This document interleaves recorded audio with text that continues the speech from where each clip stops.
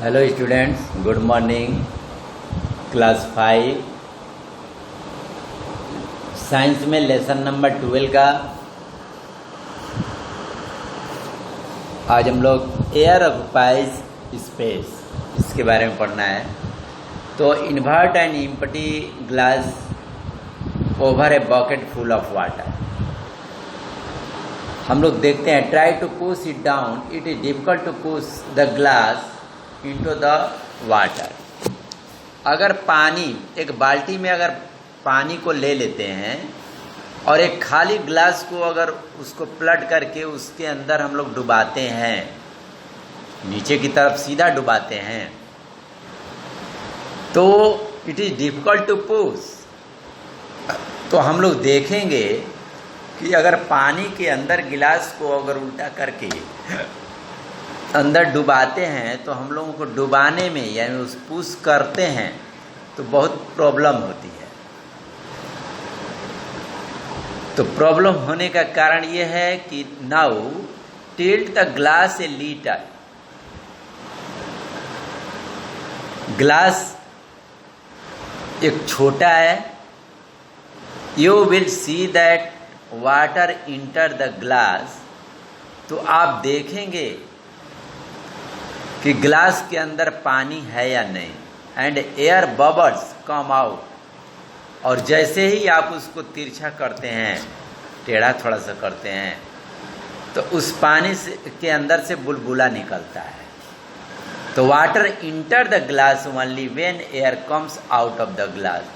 तो पानी का बुलबुला निकलने का कारण ये है कि उसमें जो खाली स्थान है उसमें हवा थी और वो हवा बाहर निकल रही थी और पानी उसके अंदर वहीं पे जा रहा था। तो इसमें यही होता है। तो इससे साबित होता है कि कोई भी खाली स्थान पे, खाली जगहों में हवा मौजूद रहता है। तो उसके बाद air is needed for combustion because it contains oxygen which is essential for burning।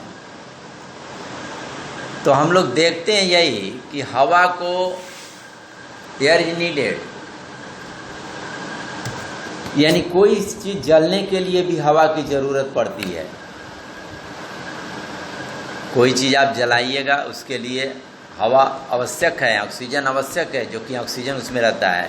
Cover a lighted candle with a glass tumbler. अगर एक जलती हुई मोमबत्ती को आप किसी ग्लास से ढक देते हैं, the flame gets extinguished after a while as the oxygen in the inverted tumbler is finished. तो जलती हुई मोमबत्ती का जो फ्लेम है, लौ है, उसकी जो जलने की प्रक्रिया है, as the oxygen in the inverted,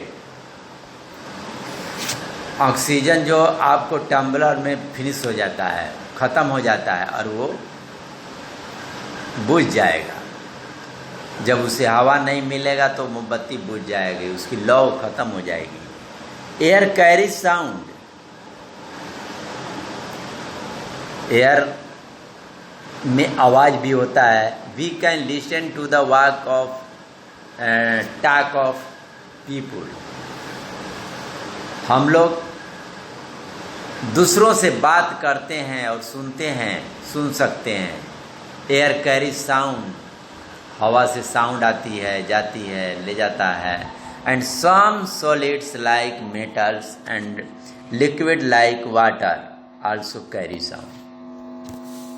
और कुछ सॉलिड हैं जैसे कि मेटल हुए, लिक्विड हुए जैसे पानी, वो भी उनके अंदर भी आवाज़ होती है। Air exerts pressure in all direction. Air के अंदर प्रेशर भी होता है, सभी दिशाओं में उनका दबाव रहता है। The air around us is constantly exerting pressure on us।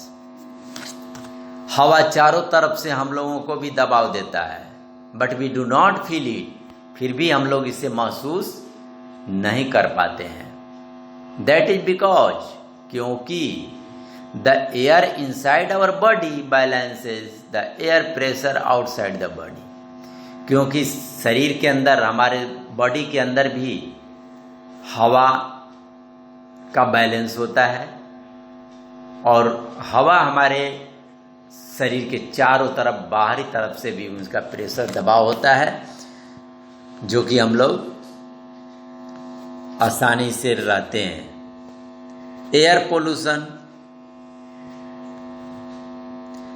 The air around us is becoming very dirty and impure due to many human activities. हवा हम लोगों के चारों तरफ गंदी हो जाती हैं, बहुत गंदे हो जाते हैं, अशुद्ध हो जाते हैं। क्यों? कि कुछ मानव एक्टिविटी जो है, ह्यूमन का कार्य जो है, ऐसे हैं जो कि हवा प्रदूषित हो जाती है। The contamination of air due to many undesirable things is called air pollution. तो इस हवा में बहुत से ऐसे चीज मिश्रित हो जाते हैं, मिक्स हो जाते हैं, जिसको कि हवा प्रदूषित कर देते हैं, जिसके माध्यम से उसे हम लोग एयर पोल्यूशन कहते हैं। The things which causes pollution are called pollutant. और जिससे हवा प्रदूषित होता है, उन तत्वों को पोल्यूटेंट कहते हैं। जैसे इसमें हम लोग देखेंगे कि smoke and harmful gases relied by industries. हानिकारक गैसें जो फैक्ट्रियों से निकलते हैं, धुआं हुए, ये सब हवा को भी प्रदूषित कर देते हैं। द कंबुशन ऑफ पेट्रोल और diesel by vehicle release harmful gases and fumes. अब देखते हैं पेट्रोल और डीजल जो गाड़ियों में जलती हैं, जो गाड़ियां चलती हैं पेट्रोल डीजल से, तो उसमें पेट्रोल डीजल क्या होता है, जो हार्मफुल गैस तैयार होते हैं, वही फ्यूम्स जो हैं वो भी हवा को प्रदूषित करते हैं। The bursting of cracker release smoke. पटाखे छोड़े जाते हैं पर्वों पर, त्योहारों में, वो भी स्मोक जो है हवा को प्रदूषित कर देते हैं। The burning of garbage release smoke.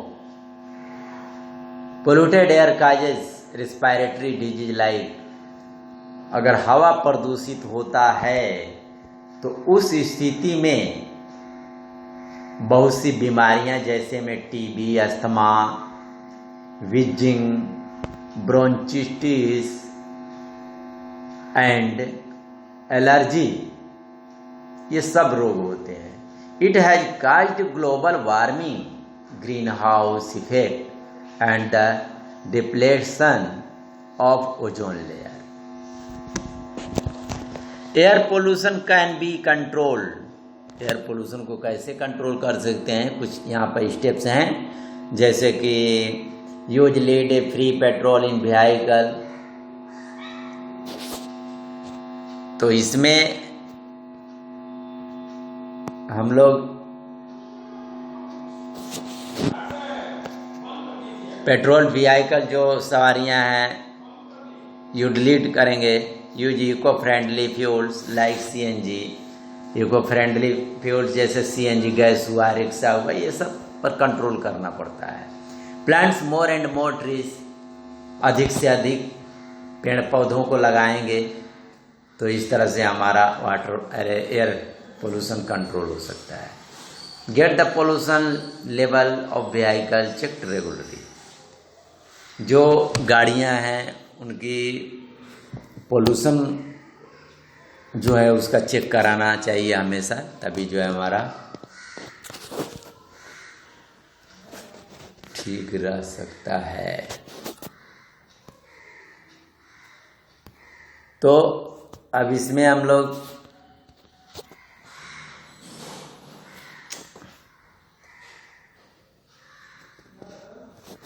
Sir ही देखिए तो कैसे हो जा रहा है, समझ नहीं आ रहा है। कैसे हो जा रहा है? सिंपल हो गया है रिकॉर्डिंग कर दिए, सेव कर दिया। अभी कहाँ, अब देखिए।